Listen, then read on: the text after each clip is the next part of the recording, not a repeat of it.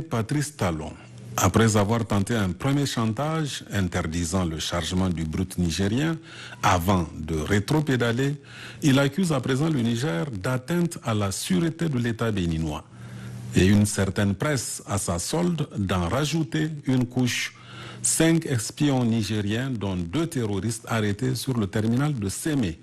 Un vrai scénario de science-fiction. Mais Talon ignore manifestement que le Niger a développé sa résilience sans le pétrole.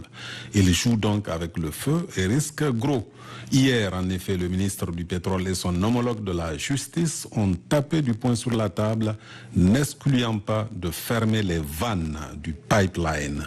Il y a une semaine déjà, le Premier ministre avait laissé entrevoir cette éventualité, répliquant avec sérénité à Talon, ce qui avait forcé l'admiration de cet observateur béninois. Moi, j'ai vu les 2 images, l'image du président Talon, j'ai vu l'image du Premier ministre nigérien. Là où j'ai vu la sérénité, c'est au Niger.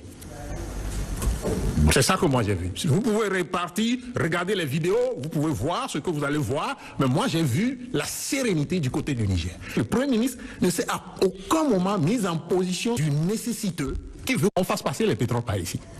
Il n'a jamais été dans cette position. Et vous voyez, le pays a commencé à déployer, à développer d'autres tuyaux de respiration. Le pays est resté égal à lui-même. Le Niger a trouvé les moyens de sa résilience. Et qui dit résilience dans un tel contexte, dit art de la guerre. À cet égard, le CNSP semble avoir opté pour une stratégie payante à terme. Il faut feindre la faiblesse afin que l'ennemi se perde dans l'arrogance. Car parvenir à battre son adversaire sans l'avoir affronté est assurément la meilleure conduite.